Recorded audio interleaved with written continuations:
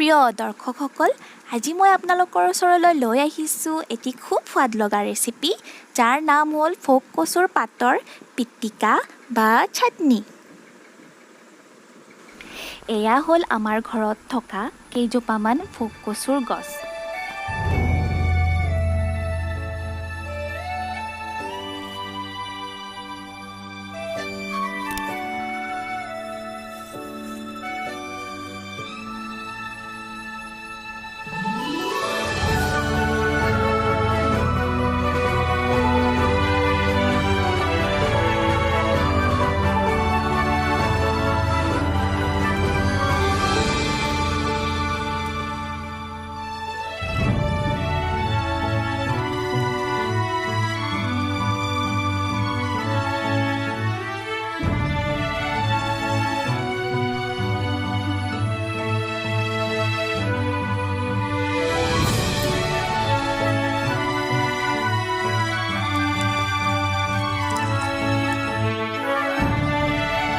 ইয়াৰ কুমলীয়া থুৰি পাতৰ পৰাও বহুত ৰেচিপি বনোৱা হয় আৰু সকলো ৰেচিপিয়েই খাবলৈ খুব ধুনীয়া হয়।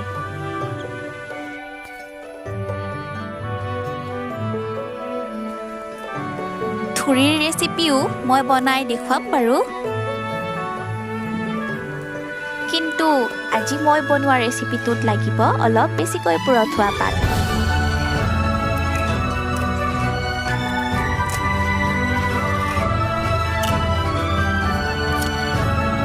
এতিয়া মই মুখ লগা পাতকেইখন কাটি লৈছোঁ।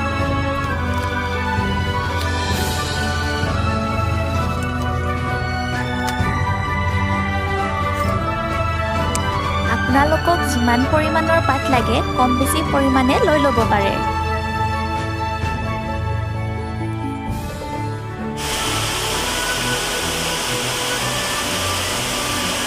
ইয়াৰ পিছত মই পাতকেইখন ভালদৰে পিহি ধুই লৈছোঁ। পাতখিনি ধোৱা হোৱাৰ পিছত ঠাৰি অংশৰ মাজৰ পৰা পাতখিনি মই ছিঙি লৈছোঁ। ৰেচিপিটোত ঠাৰি অংশখিনি দিব নালাগে। পাতখিনি ছিঙা হোৱাৰ পিছত মই এনেকৈ সৰু সৰুকৈ কাটি লৈছোঁ। ইয়াৰ পিছত মই লৈছোঁ এটা ডাঙৰ চাইজৰ পিঁয়াজ। পিঁয়াজটো মই এনেকৈ কাটি লৈছোঁ।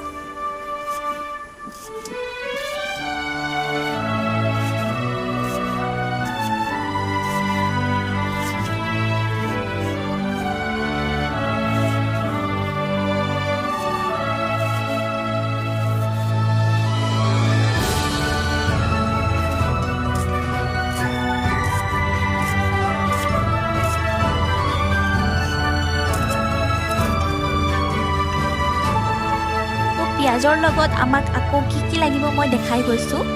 আদা লাগিব, জিৰা কেইটামান লাগিব, জলকীয়া, কেঁচা জলকীয়া লাগিব 3টা লৈছোঁ মই, আৰু নহৰু 5 ফুটামান। ইয়াৰ পিছত কেৰাহী এখনত তেল অকণমান দি মই গৰম হ'বলৈ দিছোঁ। তাত পিঁয়াজখিনি দি দিছোঁ। পিঁয়াজখিনি 2 মিনিটমান ভজাৰ পিছত মই ইয়াত দিছোঁ এচামুচ নিমখ,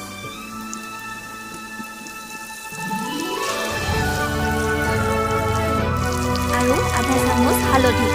তাৰ পাছত কাটি থোৱা পাতখিনি অলপ অলপকৈ মই কেৰাহীখনত দি দিছোঁ।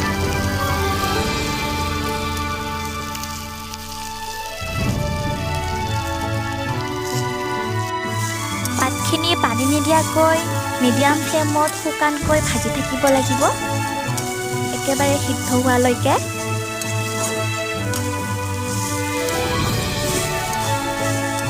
এয়া মই পাতখিনি একেবাৰে পানী নিদিয়াকৈ শুকানকৈ ভাজি লৈছোঁ, একদম সিদ্ধ হোৱালৈকে।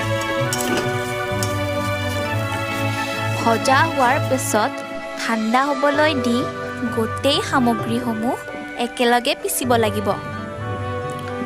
আপোনালোকে মিক্সিতো পিচিব পাৰে, কিন্তু মই পটাত পিচি খাই বেছি ভাল পাওঁ, সেয়েহে মই পটাত পিচি লৈছোঁ।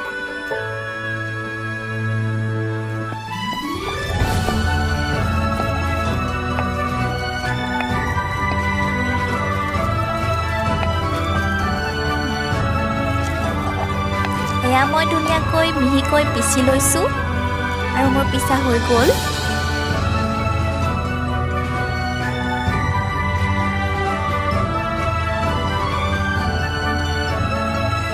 পিচা হোৱাৰ পিছত এয়া মই ছাৰ্ভ কৰিছোঁ।